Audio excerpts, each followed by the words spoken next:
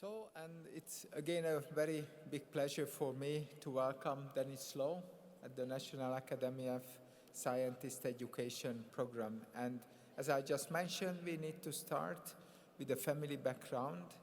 Actually, he was born in Hong Kong in 1964, and actually a music teacher mother and a psychiatrist father, who actually was also the head of the Castle Peak Hospital in Hong Kong.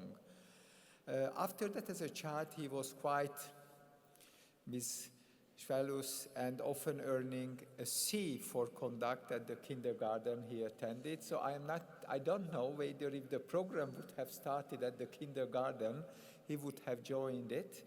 But anyway, after that, he wanted actually also to learn something. And as I just mentioned, that the family background cannot be replaced, Lowe attended the St. Joseph College in Hong Kong for his primary and secondary education.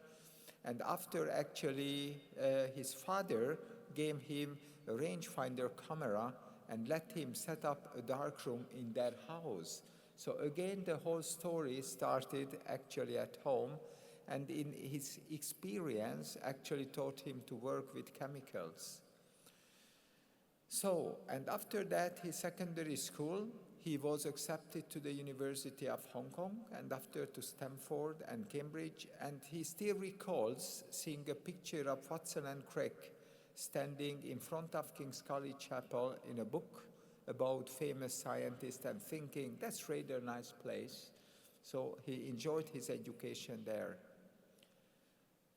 An Oxbridge student, so actually Lowe arrived at Cambridge in 1983, where he spent 2 years completing his BA degree, and after moved to the University of Oxford, he continued his study and finished the clinical training.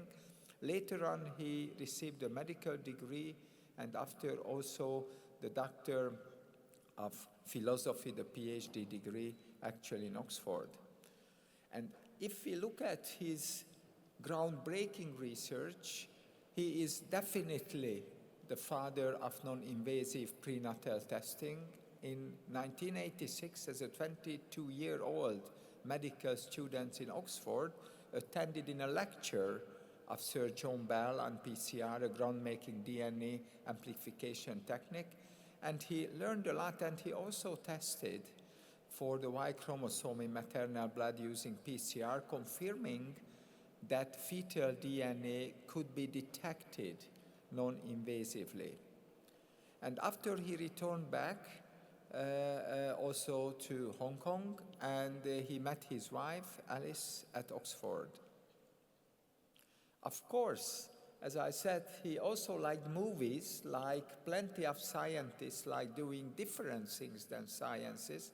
And there is one, he had a dreadful experience from this movie, from the Alliance Tree, where he saw the opening with a post-mortem scene. So he decided to purchase chemical pathology, actually rather than forensic pathology. So you don't know whether a positive or a negative impact leads to one part of the science. But there is another story, the impactful movies too, when if you look at Harry Potter and the first letter, which is H, and this H reminded him of 2 homologous chromosomes and gave him an idea on how to sequence the fetal genome.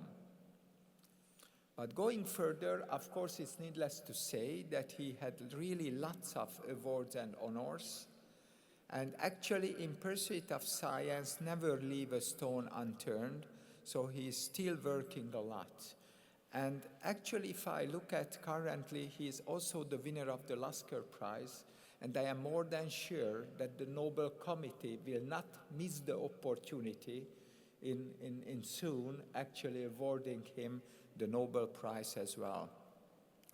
However, there are another nice stories, what we can say, he is the cover star.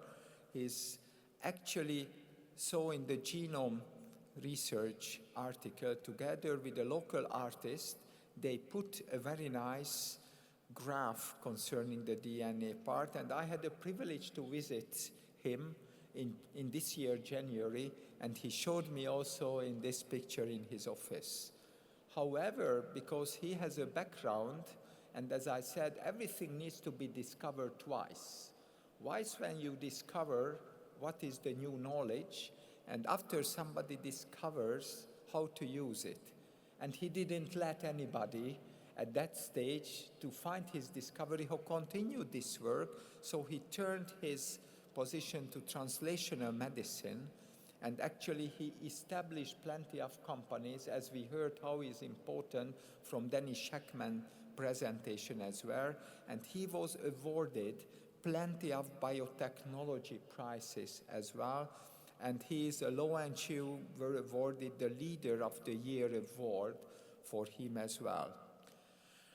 And CUHK is a very lucky university worldwide, not because they are inside the best 50 universities, but because he accepted the invitation to be the Vice Chancellor and President of the Chinese University of Hong Kong from this year. And I am 100% sure that the rise of CUHK will further develop. And he also has wisdoms for the young ones. And as I mentioned to you at the very beginning, that my talk, that you need less distraction.